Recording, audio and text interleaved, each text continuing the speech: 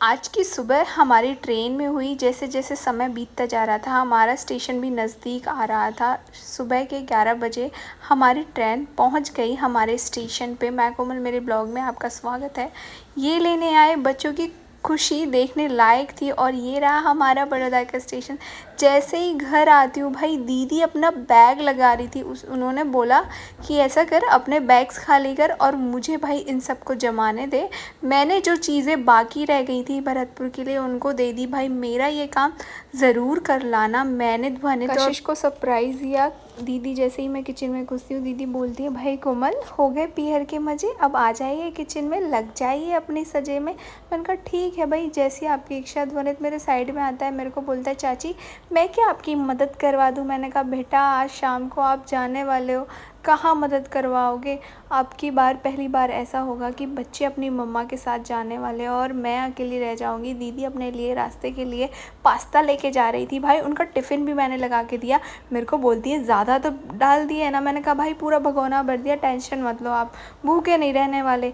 बच्चा पार्टी तैयार थी। ध्वनित यहाँ पे रोने लग गया क्योंकि जो उसकी सिल्क बबल थी उसकी मम्मी ने मिष्टी बाबू में वितरित कर दी और कुछ छोटा सा पीस मुझे भी मिला। मैंने ध्वनित को बोला बेटा ये खा ले। बोलता है नहीं मुझे तो खाना नहीं है। वो अखंड कलेशी बच्चा है भाई, जब उसका मन नहीं भरता ना वो कलेश कर ही देता है। फिर क्या, मैंने दीदी को ज़ोर ज़ोरों से गले से लगाया। मैंने कहा बेटा आराम से मज़े से आना, कोई टेंशन मत लेना। मैंने कहा जा भला जा, जी ले अपनी ज़िंदगी। इतने में वो घर वापस आती है, मम्मी के पैर छूती है। उसके बाद उनका ऑटो आ जाता है। बच्चा पार्टी अपना अपना बैग लेके चल देती है। मिष्टी को जाने का था। मैंने कहा बेटा आपकी क्लास है। इन सब के चक्कर में मैं उसका मैसेज पढ़ना ही भूल गई। उसकी क्लास थी 5 से 6 और मैं उसको 6 बजे छोड़ने जाती हूँ। वापस घर आती हूँ और उसकी मैम का फ़ोन आता है कि भाई इसको वापस लेके जाइए, इसकी क्लास तो ख़त्म हो गई है। मैंने कहा कोई बात नहीं।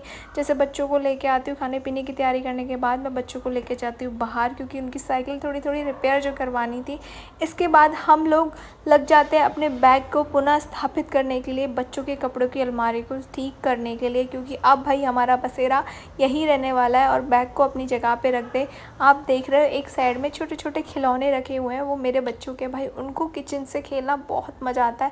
बड़ी अच्छी अच्छी वैरायटी बनाते हैं। मैंने कहा बेटा जब ये पूरी जिम्मेदारी तुम्हारे ऊपर आएगी ना, तुम भूल जाओगे। इतने मम्मी पापा आ जाते हैं, मैं उनके पैर वैर आशीर्वाद लेती हूँ और फटाफट से फिर से अपने काम में वापस आ जाती हूँ। मैंने कहा भाई बहुत देर हो गई है, अब खाना बना लेते हैं। खाना बनाते बनाते मेरे को एक चीज़ याद आ रही थी। भाई जब आप अपने पीहर में होते हो ना, कोई ज़िम्मेदारी नहीं होती, कोई काम नहीं होता, मतलब बस आराम से लेटे रहो, मज़े करो। बस अब पता चलता है कि आखिर में क्या है भाई ससुराल। पराठे बनाए थे आज आलू के। मिलते हैं।